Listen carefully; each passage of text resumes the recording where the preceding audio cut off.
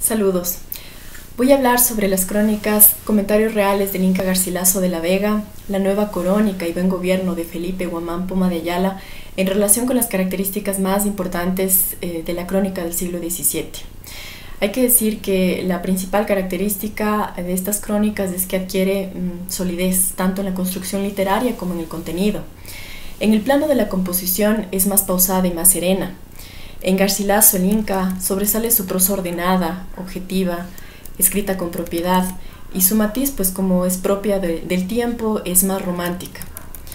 En Poma de Ayala se da una transgresión al resemantizar. Ahora el castellano ya es un vehículo, es un medio traductor de la oralidad quechua y aymara. En cuanto a su contenido, he apuntado que la interpretación sobrepasa la narración de los hechos.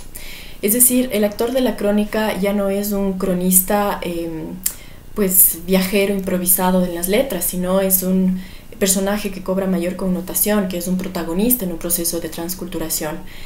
Este es un puente pues que une la identidad mestiza, consolida la identidad mestiza entre el mundo viejo y el mundo nuevo, y pues nos proporciona una crónica social que potencia un mayor análisis de perspectivas.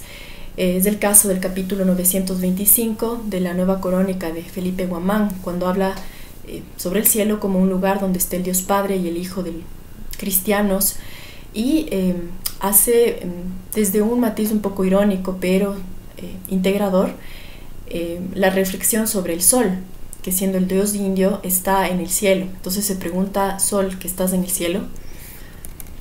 El factor novedoso es el autobiográfico, que es disímil al de sus predecesores, quizás menos distante al de Álvaro Núñez Cabeza de Vaca, quien hizo una declaración transparente, honesta, un poco más humanizada, ¿no? Garcilaso se ubica como testigo, como oidor, como autoridad para relatar desde su condición de criollo lo que, según él, los anteriores autores se olvidaron, malentendieron o malinterpretaron por su condición de extranjeros. Guamán siembra poderosamente en su voz las distintas travesías y sus manifiestos personales y étnicos en sus narraciones, ¿no? Los autorretratos, cuando ambos autores dicen pobres indios o llevar en el corazón en vez de decir en su recuerdo, determinan inefablemente un cuestionamiento individual frente al poder impregnado en ellos y visto en los otros. Connotan también una nostalgia, una impotencia de lo que es ajeno a sus influencias, y de esta manera pues también transparentan un poco de ansiedad de su prosapia dual, ¿no? Lo que hace que este texto sea constantemente un recorrido existencialista. Ambos hacen un culto a la memoria, que inevitablemente está integrada a su coyuntura de europeos. Garcilaso, en el capítulo 9, nos habla sobre una conversación íntima con su tío, a quien le indaga, le pregunta sobre sus antiguallas, que es la palabra que el autor utiliza para decir costumbres. Ambos autores apologizan el origen sagrado y jerárquico de su cultura indígena. Otra de las características también es el tipo de narrativa, que es más amplia, que es de desarrollo libre y más contemplativa, lo que da la oportunidad de proveernos de datos históricos y de someter la experiencia del escritor a una realidad dialógica. Poma de Ayala, por ejemplo, nos llena de ilustraciones gráficas de manera de enciclopedia su nueva crónica y buen gobierno, dotándonos de una fuente de discernimiento filológico y antropológico.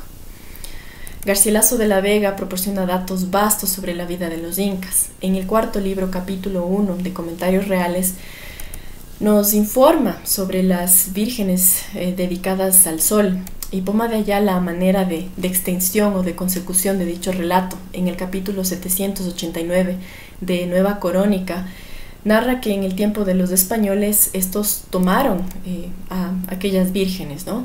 De esta forma entonces se adhiere dialéctica a una construcción historiográfica. Ambas crónicas denotan un poder de manifiesto y posicionamiento político. Guamán Poma hace la traducción intersemiótica de la oralidad y de la escritura a la semiología aymara y quichua, como un arma de empoderamiento definitivamente. Él se apropia de una manera creativa de un arte que, refiriendo a Schleiermacher, arrastra al lector hacia su realidad y a su vez hacia la comprensión de su cosmovisión, de la mentalidad de los grupos prehispánicos, a los que este autor resalta en contraposición con la forma de pensar de las personas y de lo que representaba el dominio español.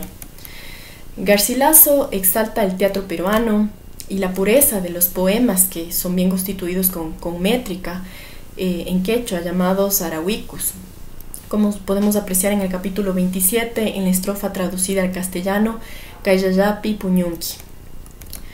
Ambos plasman un discurso de deseo ferviente, de vuelta, de restitución de leyes y de miradas indígenas a su base primigenia, y sus mensajes son fuertemente moralizantes, de una crítica grande. Garcilaso critica las culturas preincaicas en varios capítulos. En el 9 y en el 11, por ejemplo, del primer libro, fustiga la adoración y el canibalismo del pueblo primitivo. Poma de Ayala critica constantemente en todos sus capítulos a la crueldad española. Podemos decir así entonces que la otredad en las crónicas es mostrada entre indígenas y españoles como un choque, pero sin embargo esto se supera. Se supera la impronta de la nostalgia y se logra integrar un canon de unicidad que, dicho en palabras de Gonzalo Espín, hay una cohesión entre el espacio, entre el habla, la cosmovisión, el lenguaje y el tiempo. Los trabajos de los peruanos del siglo XVI y XVII vienen a configurar la edad de oro de la crónica, dicho por otros autores también, tanto en su tratamiento como en su legado, que es crítico y que sin duda se traduce en una ruptura política y del género mismo.